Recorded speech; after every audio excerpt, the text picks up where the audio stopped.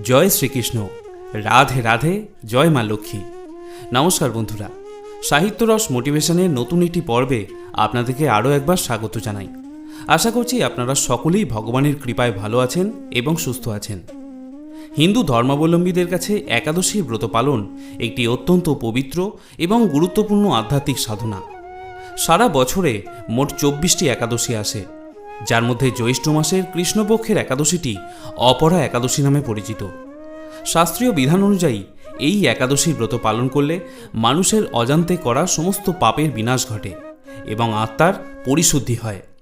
তাই আজকের এই ভিডিওতে আমরা জানব অপরা একাদশী 2026 সালে কবে পড়েছে।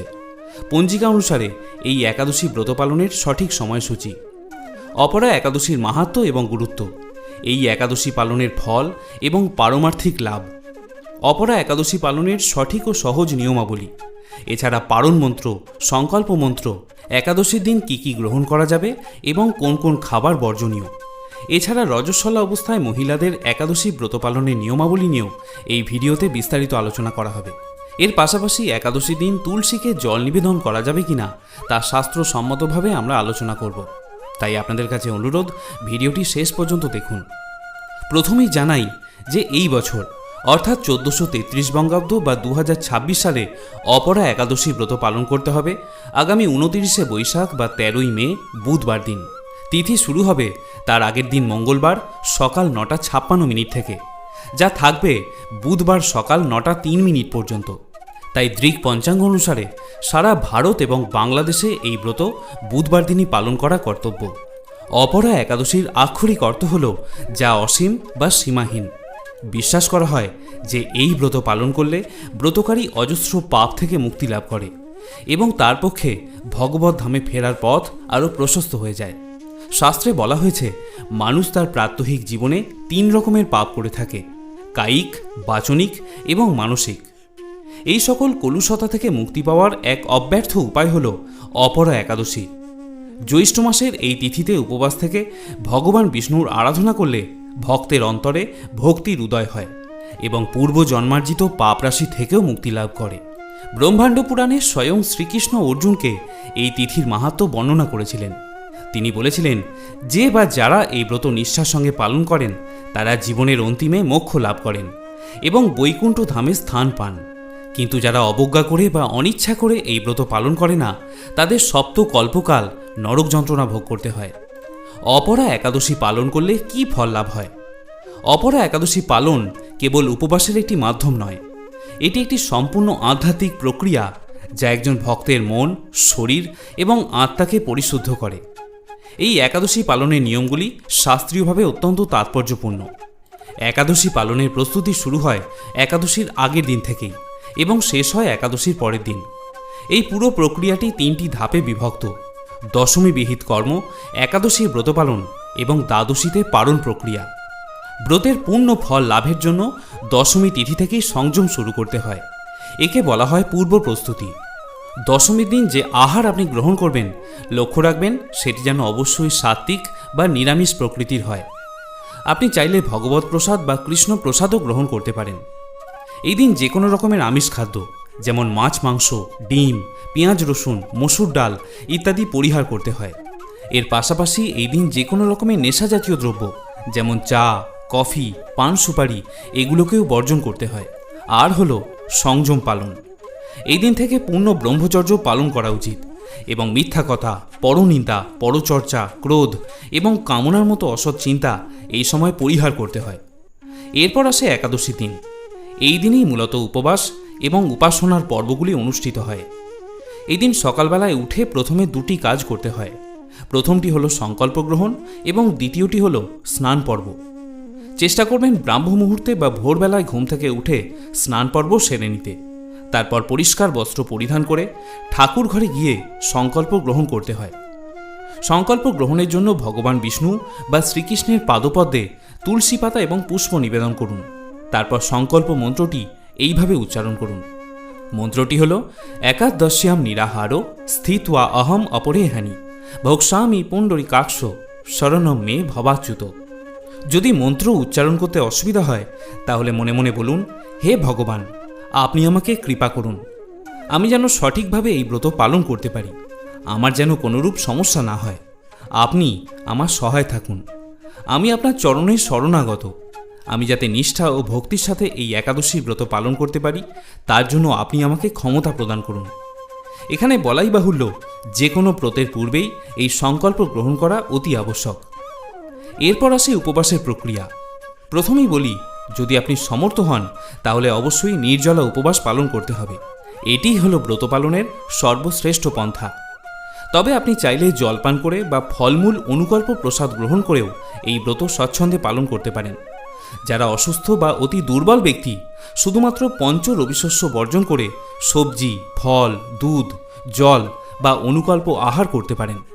যেমন সবজি ও ফল দিয়ে তৈরি সাবু, আলু সেদ্ধ বা ভাজা, দুধ, দই, বাদাম ইত্যাদি গ্রহণ করতে পারেন। এতেও ব্রতের পুণ্যফল লাভ হয়ে থাকে। তবে কিছু খাবার যেমন হলুদ, হিং, জিরা, সরিষা, তিল এবং লবণ এই দিন বর্জন করতে হয়। রান্নার ক্ষেত্রে সাধারণ লবণের পরিবর্তে সৈন্ধব লবণ এবং সরিষার তেলের পরিবর্তে বিশুদ্ধ ঘি বা সূর্যমুখীর তেল ব্যবহার করতে পারেন। অনেকে প্রশ্ন করেছেন যে এদিন দালিয়া বা ওটস জাতীয় খাদ্যগুলি গ্রহণ করা যাবে কিনা। তাদের উদ্দেশ্যে বলি যে এই দিন এই খাদ্যগুলিও বর্জন করতে হবে, কারণ এগুলিও পঞ্চ রবিশস্যেরই অন্তর্ভুক্ত। রজস্বলা অবস্থায় একাদশীর ব্রত পালন করা নিয়ে অনেকের মনেই দ্বিধা বা সংশয় থাকে। সনাতন ধর্মতত্ত্ব এবং শাস্ত্রীয় বিধান অনুযায়ী এই বিষয়টি অত্যন্ত স্পষ্ট। প্রথমেই বলি, রজস্বলা অবস্থায় একাদশী ব্রত পালন করা উচিত কিনা। এর সরাসরি উত্তর হল হ্যাঁ। মহিলাদের রজস্বলা অবস্থাতেও অবশ্যই একাদশী ব্রত পালন করা উচিত এবং তা শাস্ত্রসম্মত। একাদশী হলো এটি তপব্রত বা আধ্যাত্মিক উপবাস। ভক্তি বা উপবাসের ক্ষেত্রে শরীরের প্রাকৃতিক নিয়মগুলো কোনো বাধা হতে পারে না।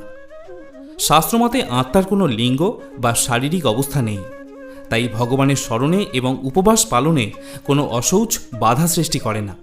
দ্বিতীয়ত, কেন এই অবস্থায় ব্রত পালন করা যাবে? সনাতন ধর্মে একাদশী তিথিকে মাধব তিথি বলা হয়ে থাকে। এটি অত্যন্ত পবিত্র। নারীদের রজস্বলা অবস্থা একটি স্বাভাবিক জৈবিক প্রক্রিয়া, যা সৃষ্টির ধারক। শাস্ত্রীয় বিচারে এটি কোনো পাপ বা স্থায়ী অসুচিতা নয়। তাই অপরা একাদশীর মতো গুরুত্বপূর্ণ তিথি কেবলমাত্র শারীরিক কারণে পরিত্যাগ করা উচিত নয়।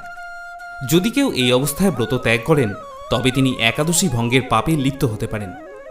তবে এই সময় মন্দির স্পর্শ, বাহ্যিক পূজা অর্চনায় কিছু বিধিনিষেধ পালন করার কথা বলা হয়েছে। আপনি স্বাভাবিক নিয়মেই নির্জলা বা অনুকল্প ফলমূল বা সাবুদানা একাদশীর খাবার হিসাবে গ্রহণ করে উপবাস রাখতে পারেন। এই অবস্থায় সরাসরি বিগ্রহ বা ঠাকুরের মূর্তি স্পর্শ করা নিষিদ্ধ। আপনি নিজের হাতে ফুল বা তুলসী পাতা দিয়ে পূজা করতে পারবেন না। তবে আপনার হয়ে পরিবারের অন্য কেউ, যেমন স্বামী, সন্তান বা অন্য কোনো সদস্য ভগবানের পূজা সম্পন্ন করে দিতে পারেন। এই অবস্থায় আপনি মনে মনে মালা জপ করে ওম নমঃ ভগবতে বাসুদেবায় অথবা মহামন্ত্র জপ করতে পারেন। জপ করার জন্য শারীরিক শুদ্ধির থেকে মানসিক ভক্তির বেশি প্রয়োজন হয়। আপনি মোবাইলে বা বই না ছুঁয়ে ধর্মগ্রন্থ পাঠ করতে পারেন বা শ্রবণ করতে পারেন। শ্রীমদ্ ভাগবত বা ভগবদ্ গীতা শ্রবণ করা এই সময় অত্যন্ত পুণ্যদায়ক। এর পাশাপাশি আরেকটি প্রশ্ন অনেকে করেছেন যে একাদশীর দিন তুলসী গাছে জল নিবেদন করা যাবে কিনা। অনেকের মনে এই নিয়ে অনেক বিভ্রান্তি আছে। তাদের উদ্দেশ্যে বলি যে বছরে 365 দিন রবিবার এবং একাদশীর দিনও তুলসী গাছে জল নিবেদন করা উচিত। এটি মনে হতেই পারে যে জল নিবেদনের অর্থ হল জল পান করানো। যেহেতু দেবী তুলসীও একাদশীর ব্রত পালন করেন, তাই তাকে জল নিবেদন করার অর্থ হল তার ব্রত ভঙ্গ করিয়ে দেওয়া। কিন্তু আসল বিষয়টি তা নয়। তুলসীকে জল নিবেদন করার অর্থ হল স্নান সেবা দেওয়া। যেমন আমাদের প্রতিদিন স্নান করে শুদ্ধ হতে হয়, তেমনি একাদশীতেও দেবী তুলসীকে জলদান করে শুদ্ধ করতে হয়। তুলসীকে জলদানের মন্ত্রে বলা হয়েছে ওম গোবিন্দ বল্লভাম দেবীম ভক্ত চৈতন্য কারিণীম স্নাপয়ামি জগদ্ধাত্রীম কৃষ্ণ ভক্তি প্রদায়িনীম। এই মন্ত্রে আমরা দেখতে পাচ্ছি স্নাপয়ামি অর্থাৎ হে দেবী তুলসী, আপনাকে আমি স্নান সেবা প্রদান করছি। এমন কোনো দিন আছে কি যেদিন স্নান করা যায় না? প্রতিদিনই স্নান করতে হয়। সেরকমই তুলসী মাতাকেও প্রতিদিনই স্নান সেবা দিতে হয়। তাই একাদশী হোক বা রবিবার, বছরে 365 দিনই তুলসী মাতাকে জল নিবেদন করা আবশ্যক। তবে তুলসী পাতা চয়নের ক্ষেত্রে মনে রাখবেন একাদশী এবং দ্বাদশী দিন তুলসী পাতা চয়ন করা নিষিদ্ধ। আপনি একাদশীতে ভগবানকে যে তুলসীপত্র নিবেদন করতে চান তার দশমী দিন চয়ন করে রাখবেন। এবারে আসুন ব্রতভঙ্গ বা পারণ প্রসঙ্গে জেনে নেওয়া যাক। একাদশী ব্রতের সফল সমাপ্তি ঘটে দ্বাদশী নির্দিষ্ট প্রহরে আহার গ্রহণের মাধ্যমে, যাকে আমরা পারণ বলে থাকি। একাদশী শেষ হয়ে যাওয়ার পরের দিন অর্থাৎ দ্বাদশীর একটি নির্দিষ্ট প্রহরে এই পারণ সম্পন্ন করা আবশ্যক। এই বছর অপরা একাদশী পালনের জন্য সময়কাল থাকছে আগামী 30শে বৈশাখ বা 14ই মে বৃহস্পতিবার সকাল 6টা 12 মিনিট থেকে সকাল 7টা 45 মিনিটের মধ্যে। বাংলাদেশের সময় অনুযায়ী সকাল 6টা 42 মিনিট থেকে সকাল 8টা 15 মিনিটের মধ্যে। এখানে বলে রাখি, এই সময়ের আগে বা পরে পালন করলে ব্রত নিষ্ফল হয়ে যায়। পালনের পূর্বে যদি সম্ভব হয় তাহলে কোনো ব্রাহ্মণ বা অভাবী ব্যক্তিকে সাধ্যমতো অন্ন, বস্ত্র বা দক্ষিণা দান করা উচিত। এরপর তুলসী পাতা এবং চরণামৃত গ্রহণ করে পালন শুরু করতে হয়। সাত্ত্বিক, নিরামিষ এবং শস্য জাতীয় খাবার যেমন ভাত বা আটার রুটি খেয়ে এই ব্রত ভঙ্গ করা যেতে পারে। সেক্ষেত্রে পালন মন্ত্রটি 3 বার উচ্চারণ করুন এবং একটি চালের কণা মুখে দিয়ে এই ব্রত ভঙ্গ করুন। পালন মন্ত্রটি আপনি এভাবে উচ্চারণ করতে পারেন: ওম অজ্ঞানতিমিরান্ধস্য ব্রতে নানেন কেশব প্রসীদ সুমুখ নাথ জ্ঞান ও দৃষ্টি প্রদো ভব।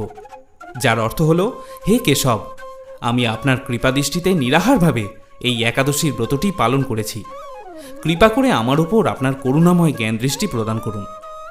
এছাড়া আজকের দিনে বেশি বেশি করে হরিনাম সংকীর্তন করুন, শ্রীমদ্ ভগবদ্ গীতা পাঠ করুন এবং শ্রীকৃষ্ণের লীলা পুরুষোত্তম গ্রন্থটি পাঠ করতে পারেন। শ্রোতা বন্ধুরা, পরিশেষে একটাই কথা বলার, একাদশী ব্রত পালনের প্রকৃত উদ্দেশ্য কেবল উপবাস করা নয়, নিরন্তর শ্রী ভগবানের নাম স্মরণ, মনন এবং শ্রবণ কীর্তনের মাধ্যমে একাদশীর দিনটি অতিবাহিত করতে হয়।